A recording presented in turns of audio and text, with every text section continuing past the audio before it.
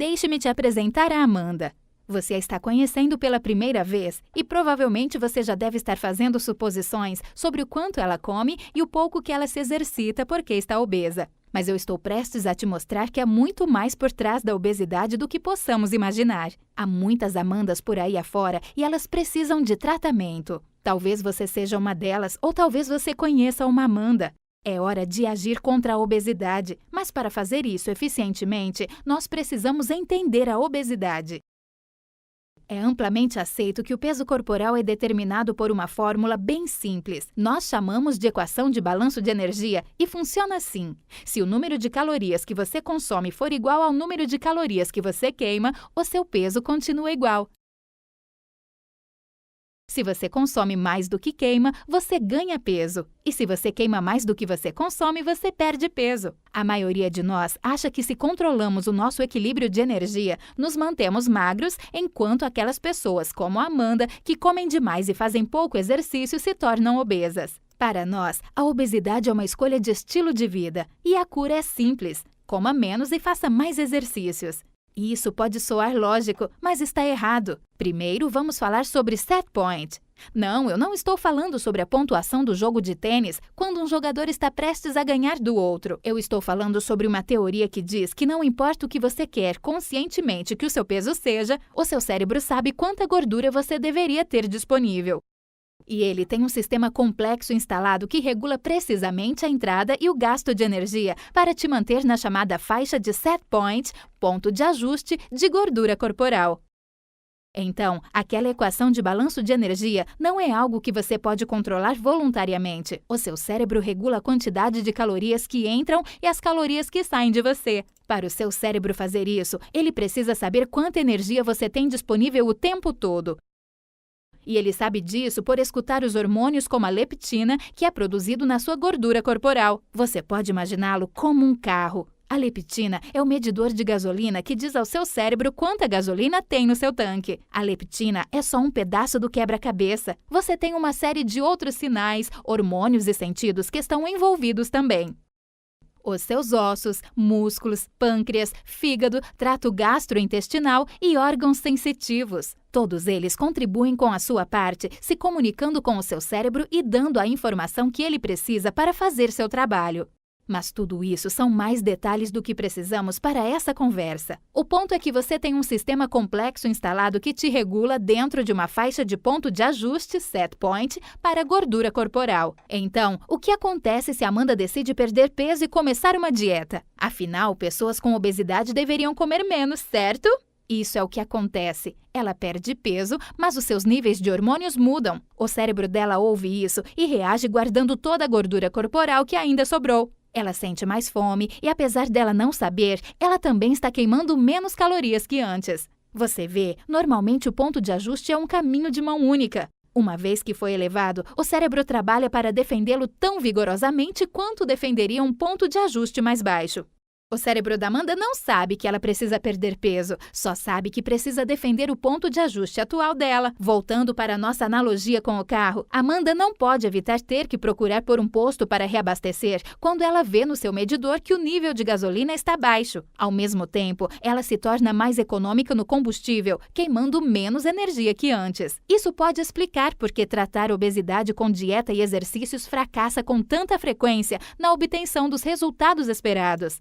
É como falar para Amanda que ela tem que ser uma motorista mais cuidadosa, quando na verdade ela precisa de um mecânico para consertar o seu carro. Ok, então se todos nós temos esse sistema complexo instalado que nos impede de perder peso, por que ele também não nos protege de ganhar peso e desenvolver a obesidade em primeiro lugar? Como podemos explicar a epidemia da obesidade? Voltando a Amanda, por que ela desenvolveu a obesidade? A resposta é que precisamos de uma tempestade perfeita para causar uma epidemia de obesidade, como a que estamos vendo agora, e ao nosso meio ambiente moderno que nos leva, junto com a Amanda, direto a essa tempestade. Enquanto não tivermos uma causa única no aumento da obesidade, a mudança dos elementos químicos e nutrientes contidos na nossa comida, a então chamada dieta ocidental, a diminuição nas atividades físicas, o aumento do estresse, sono inadequado e perturbado e ampliação no uso de medicamentos, promoverão o ganho de peso. Todos contribuem com a sua parte. Nossa história genética única e o desenvolvimento fazem com que cada um de nós reaja de um jeito diferente aos elementos do meio ambiente moderno. E alguns de nós, como a Amanda, respondem enviando sinais hormonais que elevam o nosso ponto de ajuste para a gordura corporal. Não é que o sistema da Amanda parou de funcionar, só que está trabalhando para regulá-la a um ponto de ajuste muito alto.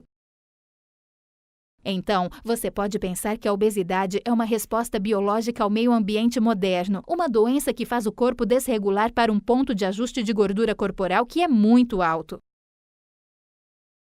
Vamos voltar para a nossa analogia com o carro. O tanque de gasolina da Amanda está se expandindo, então ela carrega combustível demais.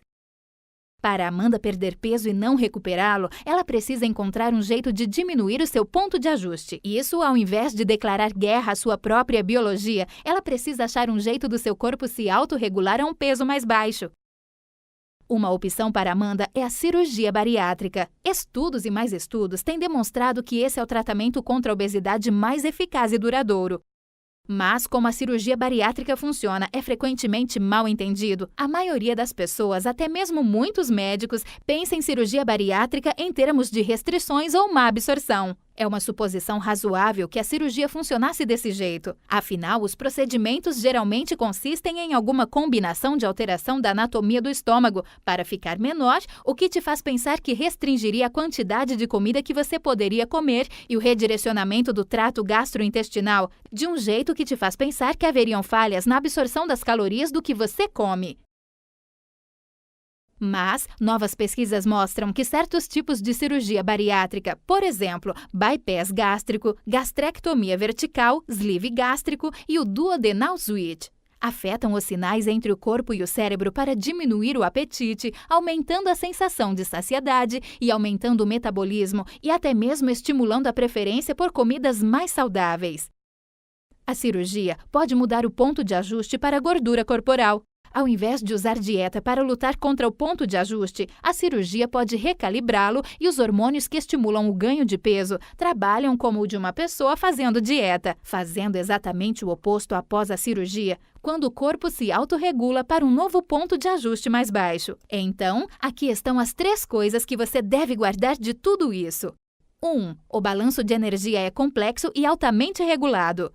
2. A obesidade é uma doença em que o seu sistema complexo que regula a gordura corporal pode desregular para um ponto de ajuste que é muito elevado. 3. A cirurgia bariátrica pode funcionar mudando os sinais que regulam o ponto de ajuste para a gordura corporal, permitindo que pacientes sejam bem-sucedidos ao perder peso e sem recuperá-lo. É hora de mudar a forma de falar sobre obesidade. É hora de olhar além da dieta e dos exercícios como as únicas soluções. É hora de agir contra a obesidade. E agora que você aprendeu, aqui está um jeito simples para você agir. Compartilhe esse vídeo.